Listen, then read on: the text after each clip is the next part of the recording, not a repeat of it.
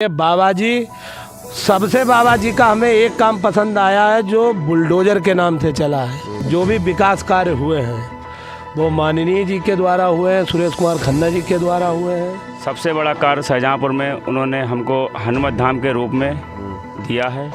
मेरे ज़िले में सबसे ज़्यादा उन्होंने रोडें बनाई हैं और सबसे ज़्यादा हैंडपम्प लगाए हैं और चौराहे खूब चौड़े किए हैं। ट्रैफिक की समस्या को बहुत बड़ी इजाज़त मिली है। माननीय सुरेश कुमार खन्ना जी ने अगर इंडिया मार का जो हैंड पंप लगे हैं, अगर गांव में 120 होंगे तो 120 हैंड पंप माननीय खन्ना जी के दिए हुए होंगे। देखिए, हम तो खन्ना जी के लिए पूर्ण रूप से समर्पित हैं। चाहे उसमें कोई कह दे कि मतलब अपनी एक अलग ही पराकाष्ठा पे है या कुछ भी है, उन्होंने शुरुआत से इस गांव को अपने बच्चों की तरह देखा है।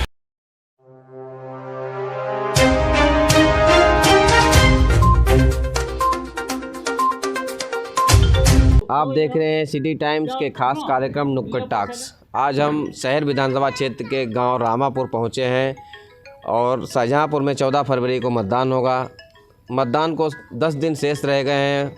इसी को लेकर के यहाँ लोग बातचीत कर रहे हैं। गांव में यहाँ पहुँचे हैं रामापुर, यहाँ लोग आग ताप रहे हैं। सर्दी का मौसम है, लोगों से यहाँ चर्चा चल रही है, चुनावी चर्चा। यहाँ लोगों से बीच हम पूछेंगे कि किसका माहौल है, किसकी सरकार बन रही है और किसकी हवा चल रही है, ये लोग अपना किसे विधायक चुनेंगे। हाँ चाचा, क्या हालचाल है भाई? हमारे यहाँ तो भाई विकास सुरेश खन्ना जी हम लोगों को सबसे प्रिय हैं और उन्होंने मेरे ज़िले का इतना प्रचंड विकास किया है, ये तो समझ लो हर आदमी के जवान पे है। और मेरा गांव पूरा उनके समर्थन में है। हर वर्ष उनकी सीट यहाँ से निकलती है प्रचंड बहुमत से और फिर दोबारा भी निकलेगी। उन्होंने ऐसे क्या खास कार्य किए हैं जिससे आप लोग बड़ा प्रभावित हैं उनसे? मेरे ज़िले में सबसे ज़्यादा उन्होंने रोडें बनाई हैं और सबसे ज़्यादा हैंडपम्प लगाए हैं और चौराहे खूब चौड़े किए हैं। ट्रैफिक की समस्या को बहुत बड़ी इजाज़त मिली है, बहुत ही समस्या सॉल्व की उन्होंने। और मेरे गांव में RCC रोडें बनाई हैं, बहुत ही विकास किया। इतना किसी विधायक ने किसी ज़िले में नहीं शायद किया होगा। अच्छा, हाँ। लगातार 8 बार जीत रहे हैं, 8 बार से विधायक हैं, मंत्री भी हैं, इस समय जो है मिनी मुख्यमंत्री कहे जाते हैं। तो इतनी बड़ी पावर में, सत्ता में रहने के बाद उन्होंने ऐसा कोई विशेष कार्य कराया हो शाहजहाँपुर वालों के लिए जो शाहजहाँपुर वाले जिस पर गर्व कर सकें? विशेष कार्य है, वो सभी जातियों को बराबर मानते हैं। उनके लिए हिंदू भी प्रिय है, मुसलमान भी प्रिय है। कोई जातिवादी उनके अंदर नहीं है और सभी को बखूबी पहचानते हैं। सभी की दुख दर्द में शामिल होते हैं। कोई बीमार होता है, कोई मृत होता है, उसके घर जाते हैं, सांत्वना देते हैं। ये हमको बहुत अच्छा लगता है। भैया, किसकी सरकार बन रही है, किसकी हवा चल रही है? जय श्री राम। मैं अभय प्रताप सिंह, नगर विधानसभा शाहजहाँपुर का रहने वाला हूँ। माननीय सुरेश कुमार खन्ना जी को 8 बार हम लोगों ने लगातार जिताया है और उनका जो कार्य है वो हमारे लिए बहुत सराहनीय है। सबसे बड़ा कार्य शाहजहाँपुर में उन्होंने हमको हनुमत धाम के रूप में दिया है, उसकी मैं सराहना करता हूँ। और हमारे गांव में हर छोटे बड़े दलित जितने भी कास्ट के लोग हैं, सबका काम एक हिसाब से किया है। कोई भेदभाव नहीं, कोई कुछ नहीं। और हर बार हमारे गांव से माननीय सुरेश कुमार खन्ना जी बम्पर वोटों से जीतते हैं और जीतते रहेंगे। जय श्री राम। इस बार किसकी हवा चल रही है? इस बार विधायक बदलेंगे या वही चुनेंगे? इस बार विधायक वही रहेंगे जो थे हमारे यहाँ और हम फिर 5 सीट जीत कर आएंगे।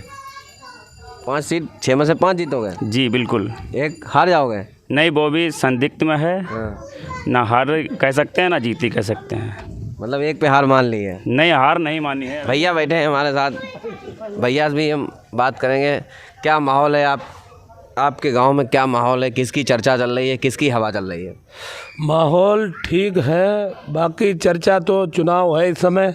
सभी पार्टियों के लोग आते हैं, जाते हैं, वोट मांगते हैं। बाकी हमारे यहाँ तो जो भी विकास कार्य हुए हैं वो माननीय जी के द्वारा हुए हैं, सुरेश कुमार खन्ना जी के द्वारा हुए हैं और जीत भी उन्हीं को मिलेगी। और उनके कार्य जो हैं वो हमेशा शाहजहाँपुर के लिए ही समर्पित रहे। अच्छा। उनका कोई अपना परिवार का, घर का, भाई का, भतीजों का कोई एजेंडा ही नहीं रहा है। हमेशा जनता के बीच में रहते हैं, जनता के लिए काम करते हैं और पूरा जीवन उन्होंने अपना वकालत से लेकर राजनीतिक तक जहाँ तक पहुँचे हैं पूरा जीवन जनता के लिए समर्पित किया है। और हमें उम्मीद है कि वो हमेशा जनता के बीच रहेंगे और जनता भी उन्हें चुनती रहेगी जिस तरीके से वो प्यार करते हैं जनता को। अच्छा, खन्ना जी अच्छे हैं, अच्छे काम किए हैं। सरकार कैसी है? सरकार अच्छा काम कर रही है? सरकार बहुत बम्पर अच्छा काम कर रही है। बाबा जी, सबसे बाबा जी का हमें एक काम पसंद आया है जो बुलडोज़र के नाम से चला है। आज के डेट में कोई भी लड़की, बहन, बेटी कहीं भी निकल जाए कोई छूने वाला नहीं है।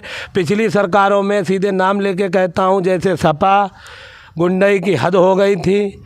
पुलिस ने भैंसें पकड़ी, ढूंढ के लाए, खोजी।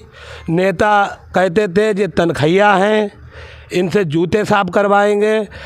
और जो भाजपा की सरकार है वो अधिकारियों को सम्मान देती है और अधिकारी जो हैं वो अपने आप में अच्छा महसूस करते हैं बाबा जी की सरकार में।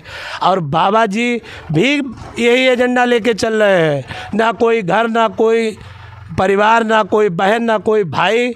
बाबा जी के पिताजी का अंतिम संस्कार होने को था, उनके पिताजी ख़त्म हो गए। अब बाबा जी जनता के लिए कोरोना पर अपने आप को समर्पित कर रहे थे और अपने बाप के अंतिम संस्कार में नहीं पहुँचे और इधर अपनी जनता को बचाते रहे। योगी आदित्यनाथ जैसा मुख्यमंत्री हमें तो नहीं लग रहा आगे भी कोई हो पाएगा। ऑक्सीजन की कमी से सैकड़ों लोग मर गए। ऑक्सीजन की कमी कहीं नहीं थी। ऑक्सीजन पर मैं खुद काम कर रहा हूँ शाहजहाँपुर की। मैं एक लिखा पढ़ी दिखा दूँगा। हमारे डिस्ट्रिक्ट में कोई नहीं मरा है, हम उसके इंचार्ज हैं, हमारे पास चाबी रहती है और हम सिलेंडर की भी गिनती रखते हैं और पूरा काम हमारा यही है डिस्ट्रिक्ट में। और दूसरी बात यह है कि मरने वाले को किसी ने रोका नहीं है। ये सब ऐसा होता है, मर गए वो अपनी मौत से। और विपक्षों का काम है, विपक्षियों का, कि बाबा जी पर लगा दो आरोप। तो उसी समय क्यों मरे, अब क्यों नहीं मर रहे हैं? नहीं, अब इस समय कोविड ही नहीं चल रहा है। नहीं तो कोविड में, तो कोविड से मरे ना ऑक्सीजन। नहीं तो जो कोविड की बीमारी जिसे थी वो तो मर ही जाएगा। ऑक्सीजन की क्यों उसमें अब बात आ रही है? ऑक्सीजन की बहुत कमी थी। नहीं, कोई कमी नहीं थी। नहीं, गलत, हम इसको झूठ साबित कर रहे हैं। ऑक्सीजन डिस्ट्रिक्ट में कोई कमी नहीं थी, हम बराबर वहीं पर काम कर रहे हैं। कोई हमारी वहाँ पर पोस्टिंग है। 20-30 हज़ार के ऑक्सीजन सिलेंडर बिके थे। नहीं, ये भी गलत है, झूठ है ये। नहीं, एक तो हमारे संज्ञान में है, 50,000 लोगों लिया था। हमारे जो संज्ञान में नहीं है और मेरी ड्यूटी में अगर ऐसा हुआ हो, हम जीवन भर की तनख्वाह या हमारे पास जो पूंजी है बाहर से लिया, लोगों ने बाहर से लिया। हाँ, वो हमें इतना नहीं जानते भाई। बात देखो दुनिया आप बताओ क्या माहौल है, किसको आप सरकार बनाएंगे, किसे विधायक चुनेंगे? देखिए, सुरेश खन्ना जी हमारे माननीय मंत्री जी हैं, वही हमारे विधायक हैं और हम लोग पूरी, अभी नहीं आगे भविष्य में भी जब तक वो राजनीति में रहेंगे हम लोग हमेशा उनके साथ रहेंगे। उनका ज़मीनी स्तर से काफ़ी जुड़ाव है, हर व्यक्ति को पहचानते हैं, जात पात का या किसी का कोई ना, मतलब बिना भेदभाव के सभी कार्य करते हैं। और विकास के कार्य में भी हमारे गांव का ही, छोटी का ही ले लें, हम अपने गांव की ले लें, बिजली, सड़क, नल, कोई भी सुविधा हो और समय समय जिस समय भी हम लोगों को कोई भी परेशानी आती है तो हमारा निराकरण करते हैं, पकड़ के काम करवा लेते हैं। जी हाँ। आप बताओ भैया क्या माहौल है? 22 में किसकी सरकार आ रही? बस माननीय सुरेश खन्ना जी की आ रही है, योगी जी की सरकार। योगी जी की? जी। क्या खास बात है योगी में? खास तो बात यह है कि उन्होंने गुंडे नहीं रखे। अच्छा। हाँ, माफिया नहीं रखे। माफिया नहीं रखे। और जो है कि अब देखो गली गली 8 बजे 9 बजे रात तक आदमी सब्जी बेच रहा है, नहीं तो 4 बजे दिन से ही भाग जाते थे सपा सरकार में। हाँ, सही कह रहे हैं, गुंडे माफिया नहीं, पूरी रात किसान खेतों में रखवाली करते, उनके साथ कोई कुछ करने वाला नहीं। नहीं, एक गाय का जो थोड़ा प्रॉब्लम है वो तो मतलब है किसानों के लिए थोड़ा गाय का प्रॉब्लम है। हाँ, किसानों की कमी भी है, जो दूध धूके वो छोड़ भी देते हैं, वो अपने लोगों की है कमी। और नहीं, वो योगी जी की नहीं, आप ही लोगों की है ना? हाँ है, बिल्कुल हम लोगों की, और क्या। हाँ, हम ही लोग कमी है। आप बताओ भैया क्या माहौल है आपके गाँव में? ऐसे क्या विकास कार्य जो है खन्ना जी ने कराए जैसे पूरा गाँव जो है खन्ना जी के गुण गा रहा है? भैया नमस्कार, हमें आप मेरे साथ चलिए, मेरी पूरी ग्राम पंचायत में घूमिए, कोई एक ऐसा विपक्षी का काम बता दो जो किसी विपक्षी ने एक काम कराया हो। माननीय सुरेश कुमार खन्ना जी ने अगर इंडिया मार्का जो हैंड पंप लगे हैं, अगर गांव में 120 होंगे तो 120 हैंड पंप माननीय खन्ना जी के दिए हुए होंगे।